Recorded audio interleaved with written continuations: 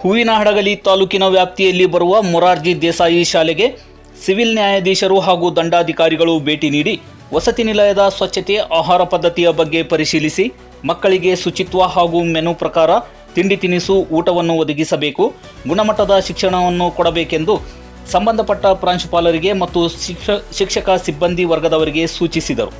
ನಂತರ ಕಾನೂನು ಅರಿವು ನೆರವು ಕಾರ್ಯಕ್ರಮವನ್ನು ಉದ್ಘಾಟಿಸಿ ಮಾತನಾಡಿದ ನ್ಯಾಯಾಧೀಶರಾದ ಅಕ್ಷತಾ ಅವರು, ಭಾರತದ ಸಂವಿಧಾನವು ಬೃಹತ್ ಸಂವಿಧಾನವಾಗಿದ್ದು ವಿದ್ಯಾರ್ಥಿಗಳು ಸಂವಿಧಾನದ ಅಂಶಗಳನ್ನು ಜೀವನದಲ್ಲಿ ಅಳವಡಿಸಿಕೊಂಡು ಸ್ವಸ್ಥ ಸಮಾಜ ನಿರ್ಮಾಣ ಮಾಡುವಲ್ಲಿ ವಿದ್ಯಾರ್ಥಿಗಳ ಪಾತ್ರ ಮಹತ್ವವಾದದ್ದು ಎಂದು ತಿಳಿಸಿದರು.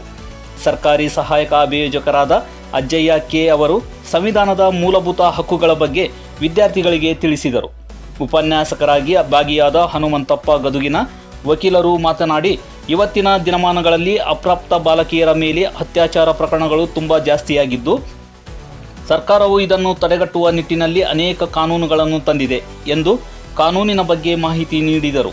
ಈ ಸಂದರ್ಭದಲ್ಲಿ ವಸತಿ ಶಾಲೆಯ ಪ್ರಾಂಶುಪಾಲರಾದ ಶ್ರೀಧರ್, ಶಾಲಾ ಶಿಕ್ಷಕ ಸಿಬ್ಬಂದಿ, ತಾಲೂಕು ಕಾನೂನು ಸೇವಾ ಸಮಿತಿ ಸಹಾಯಕರಾದ ಚನ್ನಬಸವ ಸ್ವಾಮಿ, ಕೊಟ್ರೇಶ್ ಮತ್ತು ಇತರರು ಉಪಸ್ಥಿತರಿದ್ದರು. ವರದಿ ನಾಗರಾಜ್ ಲಮಾಣಿ, ಬ್ಯೂರೋ ನ್ಯೂಸ್, ಹೂವಿನಹಡಗಲಿ.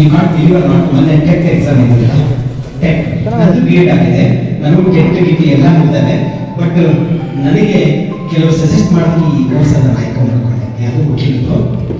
ಮೊನ್ನೆ ಜ್ಞಾನಜ್ಯೋತಿ ಹಿರಿಯ ಪ್ರಾಥಮಿಕ ಶಾಲೆ ಹೊರಗುದಿಯಲ್ಲಿ ಒಂದು ಟೆಟ್ ಉಚಿತ ಕಾರ್ಯಾಗಾರ ನಡೆಯಿತು. ಅದರಲ್ಲಿ ನಾನು ಮೆಥಾಡಾಲಜಿ ಇಂಗ್ಲಿಷ್ ತಗೊಂಡಿದ್ದೆ. 2 ತಾಸುಗಳ ಕಾಲ ಸುದೀರ್ಘವಾಗಿ I am not getting A single paise from them. ನಾನು ಅವರಿಂದ ಒಂದು ಪನ್ನು ತಗೊಳ್ಳಿಲ್ಲ.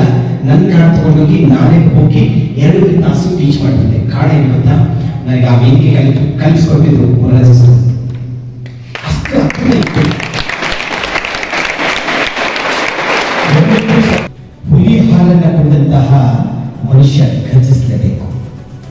ಈ ಜಗತ್ತಿನೊಳಗ ಶಿಕ್ಷಣ ಅನ್ನೋದನ್ನು ಯಾವ ಪಡ್ಕೊಂಡಿರ್ತಾನೋ ಅವನು ಹುಲಿ ಹಾಲಿನಂತೆ ಹುಲಿಯಿದೆ, ಯಾರು ಬಂದರೂ ಮೈಂಡ್ ಮಾಡಲ್ಲ. ಯಾವಾಗ ನಾವು ಭಯ ಬರ್ತಾರ, ನನಗೇನು ಗೊತ್ತಿದ್ದಾಗ ಯಾಕಪ್ಪ ಈ ಮಾತನ್ನು ಹೇಳ್ತಾ ಇದ್ದಂದ್ರೆ, ನಾನು ಡಾನ್ಸ್ ಟೀಚರ್ ಆಗಿ ದೇವಸ್ ಸರ್ ಅಂತ ಹೇಳಿ ನನಗೆ ಆಯ್ಕೆ ಮಾಡಿದೆ 2010ರಲ್ಲಿ. ನನಗೆ ತುಂಬ ವೇದಿಕೆಗಳ ಒಂದು ಇವುಗಳನ್ನು ಬಿಟ್ಕೊಟ್ರು. ನಾನು ಅಂದ್ಕೊಂಡೆ ಈಗಲೂ ಕೂಡ ಎಲ್ಲರೂ ಹೋದರೆ, ಸರ್